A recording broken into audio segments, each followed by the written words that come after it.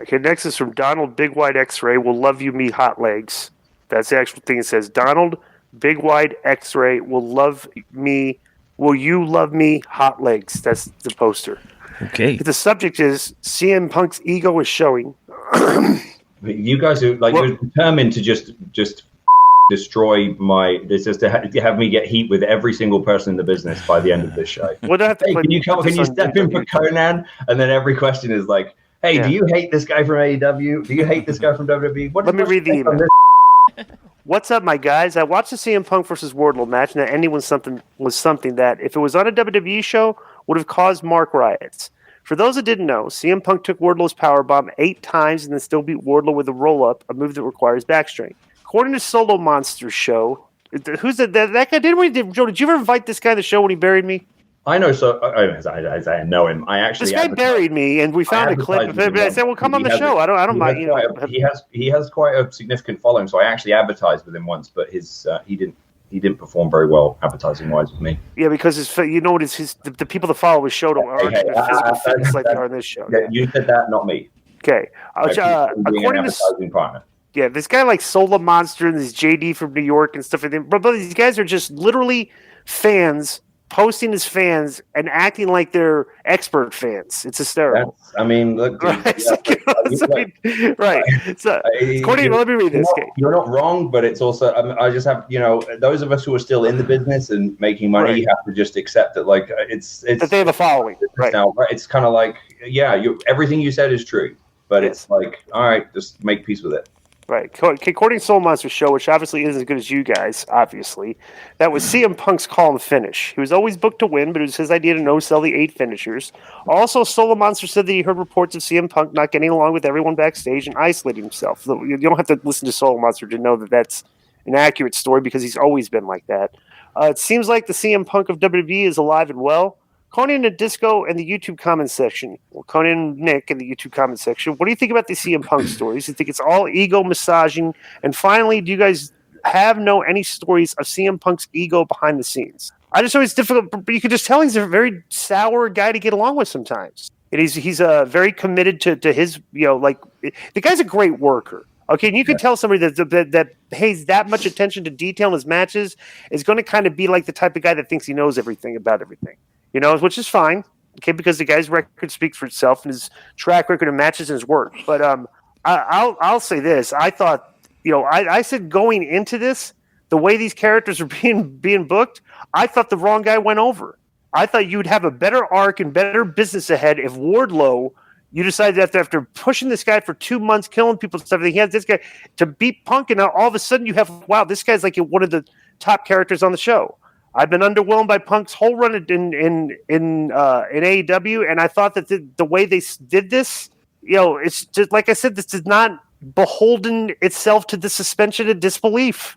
I'm not believing the guy's taking 8 power bombs that age, went through the table, he's going to go ahead and roll the guy up. I'm just sorry. It did not. I knew where they were going when the match. I knew what the finish was going to be halfway through the match, and I'm watching it going, I can't believe they're going to put Punk over and put him over like this. That's just me. But other people could have liked it. I didn't. That was my take. Go ahead. I have had limited interactions with Punk, but they've always been really good. I actually like him a lot. He's always been very cool to me. I have a great admiration for him.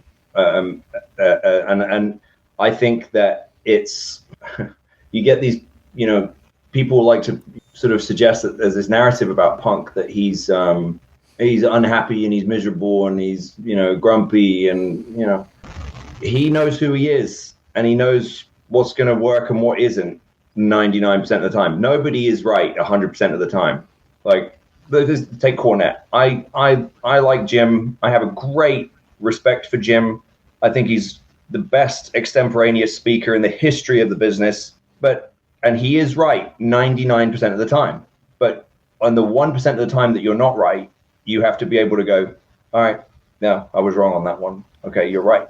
And if you ain't paying, like, sometimes you're just going to have to accept that we're not doing it your way. So I think that with Punk, I think that maybe this is one of the reasons why we've always got along well, is that I sort of take the same, how many times I've been told, hey, it's not the hill to die on, you know. But it's like, because if you know in your heart, based on your experience and your gut and your instinct, that you're convinced that, you know, the current idea is not quite right, like, I'm gonna dig in as long as I can to try to do it the way that I think is best for the audience. And I truly believe that is his mentality also. I don't think it's about him. Like, and I think that that's just an easy cop out that people use for people who are very often right. You know, is that they then go, well, it's about him. I think Punk knows the business, and I think more importantly, and evidenced by how over he is, he knows the wrestling audience. He knows the fans. That is the key to his incredible and well-deserved success. He knows the audience. He knows what they're going to like and what they're going on. So if he knows, nobody, you know this, like, nobody, if you have to go out and do something and you know that the people are going to on it, like, but you have to do it anyway, isn't that like the worst feeling in the world? Mm-hmm. When how many times have you been asked by someone, a booker, like, well, can we just try it this way?